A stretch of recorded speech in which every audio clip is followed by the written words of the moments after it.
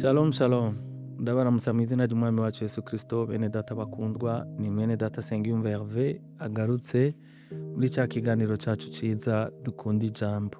Tugeze ku gice c'indwi ca kino cigwa c'itandukano riri hagati y'isezerano rya kera n'isezerano rishasha. Rero twagomba kubandanya, murazi ko twavuze kuri Aburahamu mu vyigwa bigera nko kuri bingahe kutumusanisha. Murazi ko twababwiye, reka twibukanye n'ubundi ntumbero yacu n'imwe, ni ukugira ngo iki gitabo cyose ca Bibiliya iyo tugisomye tukibonemo inkuru imwe y'urukundo rw'Imana yakunze abari mu isi, kandi tukibonemwo inkuru y'umucunguzi wacu Yesu Kristo hamwe n'abo yiguze. Rero nico gituma tugerageza kuza turarabira hamwe, mbega muri ibi vyanditswe vyo mw'isezerano rya kera ntaho tubonamo Yesu, ntaho tubona abavuga Yesu. Rero nico gituma tuza turasanisha. Ubu twari tumaze imisi twiga kuri Aburahamu, ubu rero tugira tubandanye turabe kuri Yakobo nawe. Yakobo nawe turabe mbega ni igiki ashobora kutwigisha. Kuri we ntituzomutebako, mugabo abamukomokako nabo dushobora kuzovuganako gatoya. Reka tugende mw'itanguriro igice ca 32 umurongo wa 27 na 28. Ntituvuze inkuru zose za Yakobo na mwene wabo Esawu, ntitwasubiye inyuma, ariko reka turabire hamwe mbega uyu Yakobo ninde, Imana yamwise gute. Yakobo n'umwe mu bana ba Isaka, abana babiri ba Isaka. Uyo nawe murazi ingene yaronse droit d'aînesse canke kuba samuragwa, inzira vyaciyemwo iyo siyo tugomba kuvuga ko. Ubu rero two tuvuga nka Yakobo Imana iharura muri wa murongo umwe canke muri ca gisekuruza kizokomokamo umucunguzi wacu Yesu Kristo. Reka dusome rero muri Genese canke Itanguriro igice ca 32 umurongo wa 27 na 28. Haravuga ngo, aramubaza ati witwa nde? Yakobo aramwishura ati nitwa Yakobo. Yakobo ryasobanura uburiganya.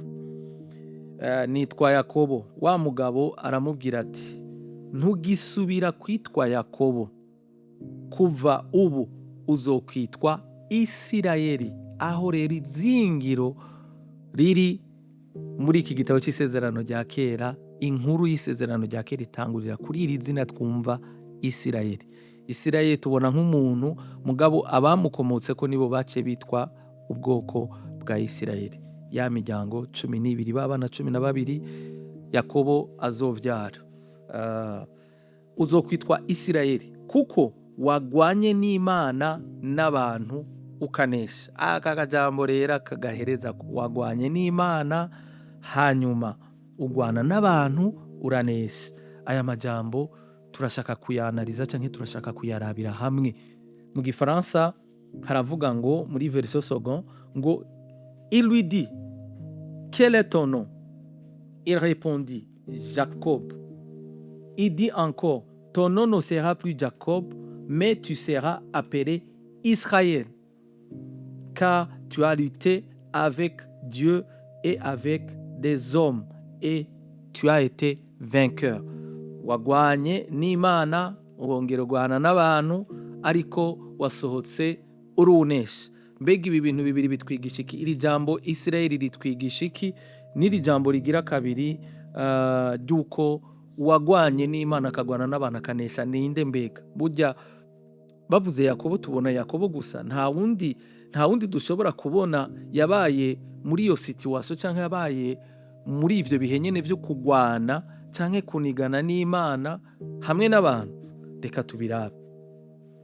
Reka tubanze duhere kuri ico ca mbere. Isirayeli ni iryo zina ridufasha kumenya iki no gutahura iki.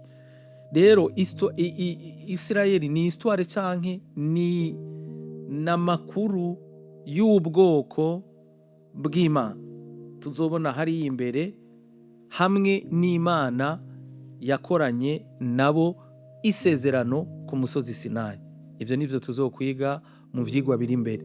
Tubonye Isirayeli tubona ubwoko bw'Imana, abo Imana yatoranije hanyuma igakoranira nabo isezerano ku musozi Sinayi, ari ryo rero rikuriye ico twokwita isezerano rya kera. Tuzobiraba. Ico nico dushobora gutahura kuri Isirayeli, ni inkuru itubwira y'ubwoko, ni inkuru itubwira ubwoko bw'Imana, un peuple de Dieu à qui Dieu a conclu une alliance avec eux sur le mont Sinaï, aho Imana yakoraniye nabo isezerano ku musozi Sinayi. Ivyo rero ntitubitebako kubera ko tuzobibona mu cigwa gikurikira. Ikigira kabiri rero, mbega ninde yagwanye n'Imana n'abantu turetse Yakobo ngaho?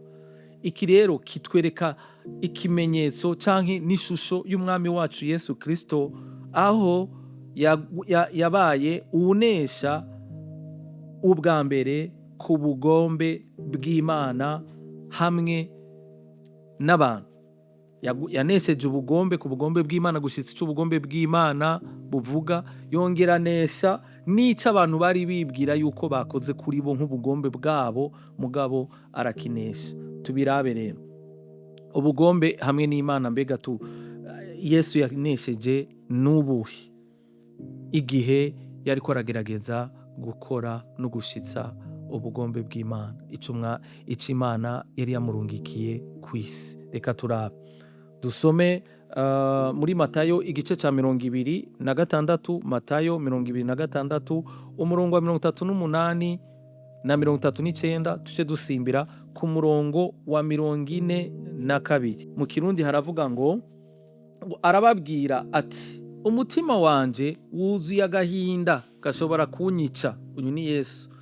Nimube muragumye ngaha mubane maso nanje. Ako gahinda n'ak'imibabaro yagira ahure nayo mu gucungura abari mw'isi, canke se mu gushitsa ubugombe bw'Imana.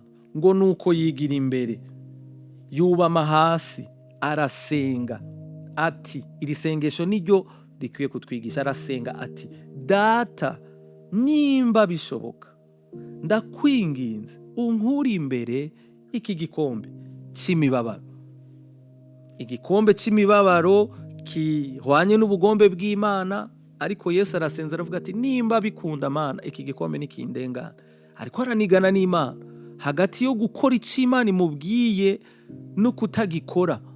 Ariko aragwana no gukora ico Imana imubariye, kubera yabona cost canke ivyo azohura navyo muri ivyo agiye gucamwo mu gushitsa ubugombe bw'Imana. Ariko isengesho ntiryagarukiye ngaho. Ariko ntibibe uko jewe ngomba, yamara bibe uko wewe ugomba. Arasenza isengesho aravuga ati, rero jewe ntibibe uko nshaka, ubugombe bw'iwanje uko jewe nari nshaka nuko iki gikombe condengana, mugabo ngo yamara ntibibe uko jewe ndabigomba, bibe uko wewe ubishaka. Umurongo wa 42 rero asubirayo ubugira kabiri, arasenga ati, Data, nimba bidakunda ko iki gikombe c'imibabaro kimva imbere ntakinyoye, ko ivyo ushaka nibibe. Intsinzi ibaye ngaho ku Mana. No kuvuga ngo yagwanye, mugabo arageza havuga ati, Mana, ubugombe bwawe, ubushake bwawe nibube. Aranesheje ikigeragezo cyo kubabazwa, aremeye aragicamwo. Mbega ko yagiciyemwo, vyagarukiye hehe? Bimeze gute? Turaza kubibona ku bugira kabiri. Turabona rero ngaha kw'Imana